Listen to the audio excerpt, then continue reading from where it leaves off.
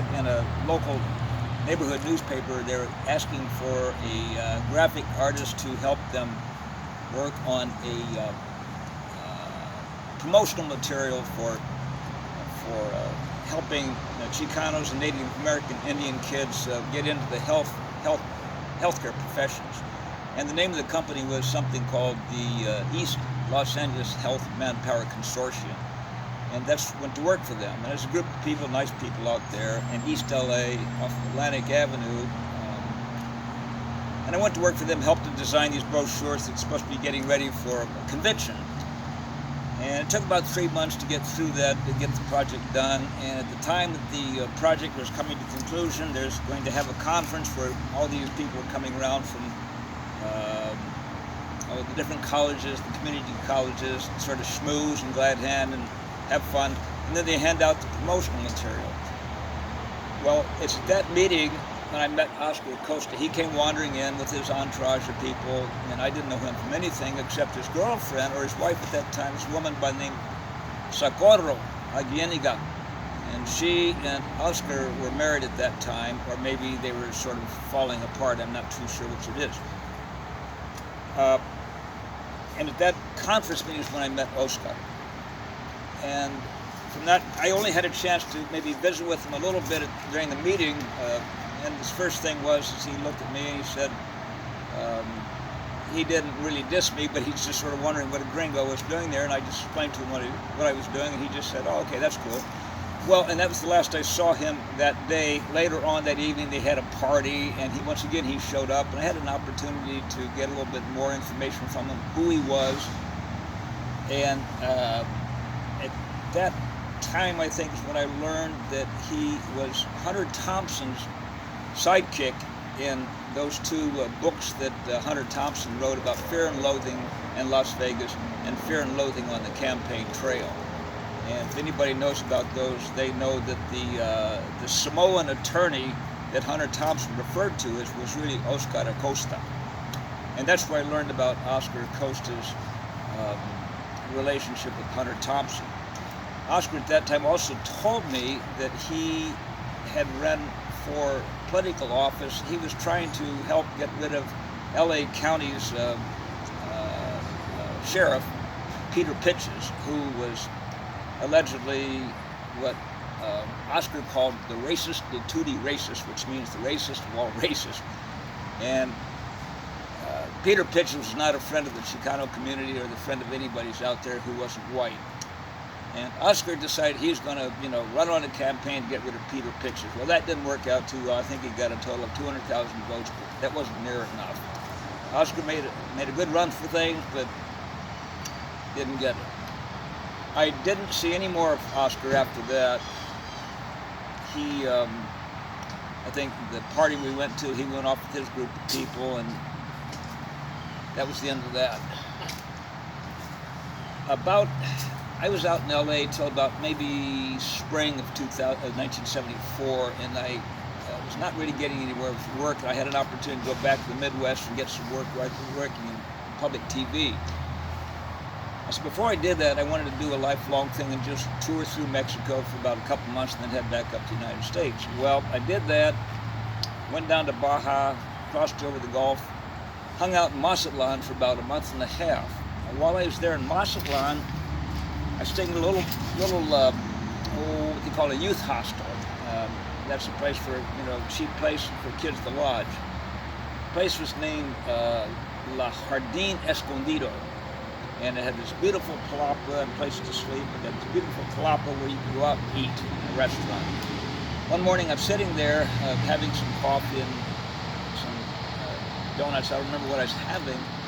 And I happened to look up and notice one of the tables, maybe about 10, 15 feet away from me, there's this fellow that I thought I recognized. And as he was sitting there talking to the waitress, I recognized him. That's Oscar Acosta. What the hell is he doing down here in Mazatlan? And so I walked up and I said, Oscar, and he looks up at me and said, yeah. I said, I'm Jim Walter. I met you in LA, at the conference. I said, oh, yeah, right. So I was able to extract from him, he was just down in Mazatlan hanging out, and he didn't really tell me what he was doing, but enough to say that he and his wife were having a tough time and they may be splitting up, and he didn't know what he was going to be doing.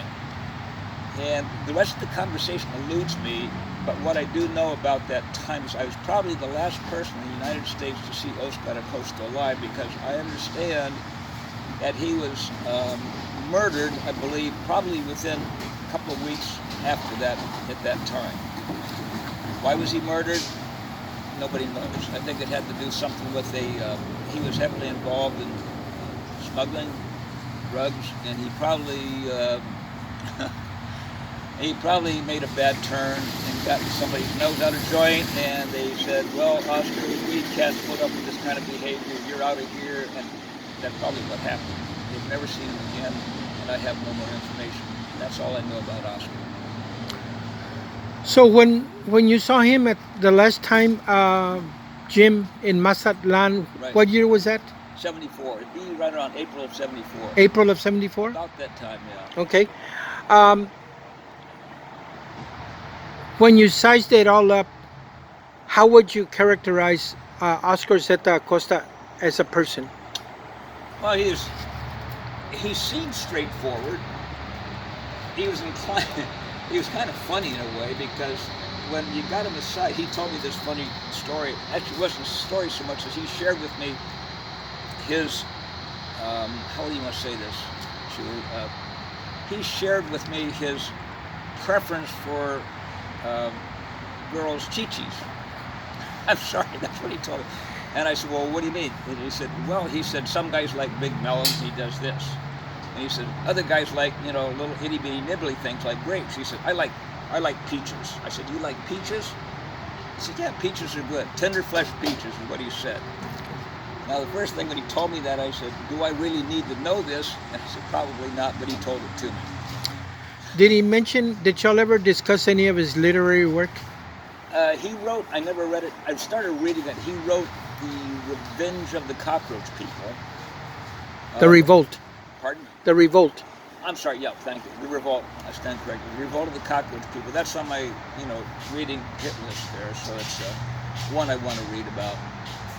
Beyond that, all I know is that he had, I think by the time I met him, he's sort of coming off as activist, and he's just more into just being Oscar, which is clowning around and chasing women. I think that's where he's at. I could be wrong on that, but that was my take on him. So the last place you saw him was at that restaurant? That restaurant, yeah, La Jardín Escondido. Okay. And was he alone at that time? At that time he was, yeah. Okay. He didn't speak of any traveling companion or anything. Okay. Again, Jim, how would you characterize him as a person in addition to what you've already said? Given the fact that if there's any truth to rumors that he was murdered because of some kind of drug involvement or maybe going the wrong direction in a transaction, I would have to say that I'm not too sure I would trust him with, you know what I'm saying? I'm not saying he's an evil person, I'm just saying that he made a bad decision. And when people make bad decisions, then you have to decide how much you want to place your trust in that kind of person. Does that make sense? Yeah, and based on your memory, how would you describe him physically?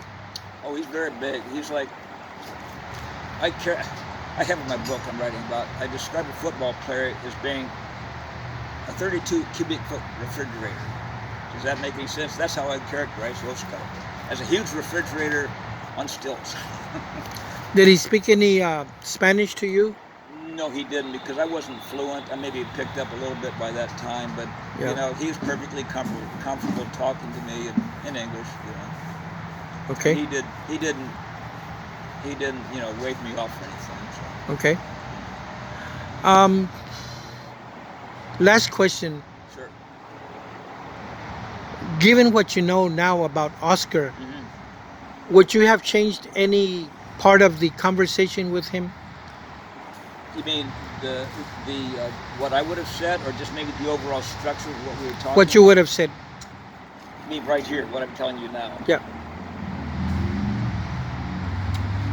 Would I have? I don't think I would have. I think I would have, if you were Oscar today, I'd say, Oscar, remember that time you told me about the peaches? And I'd say, yeah, we'd share a giggle about that. And I would probably ask him, what the hell did you do wrong? What the hell were you thinking about when you're doing that? Allegedly, it was a coke trade or something. I said, what the hell were you thinking about? That kind of thing. Because to me, you better have balls of steel and like a Kevlar vest before you get doing stuff like that. And I said, from what I observed about Oscar, I don't think he was equipped with that kind of thing. I think he was just down there on a lark. I would have told him that.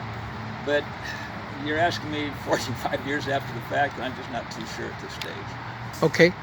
One more question. Sure. What questions, in addition to what you just mentioned, lingers today that you wish you would have asked him at that time? I think there's two things. I think would have liked to have known more about what was in his heart, what was really motivating him about his activism. So I think, I don't know, again, I'm just guessing, but I think a lot of people get actively involved in certain things because it gives them a certain amount of profile higher up than where they are. In other words, I'm not trying to diss him, I'm just saying possibly his activism was a way of elevating his profile in the community such that people might have greater respect for him. Maybe not, I don't know. I would like to really know more about the depth of what was motivating him in his politics. The second thing is I wondered what happened between he and Socorro. She was a great woman. You know, she was a nice woman. So, and now I'm often wondered about, you know, people's in their relationships when the relationship just blows up. I said, well, what happened? Because it seemed like it started off so good. What happened? You know, and those are the two questions that came to my mind. Okay. So I've just spoken with Jim Walter. He's a resident of Houston, Texas. Planet Earth. Planet Earth. Yeah. Thank you, Jim. You're welcome. Sure. And what is today's date, Jim? Today is August 18th. And we're at Kaboom Bookstore right off of Houston Avenue. Great place to hang.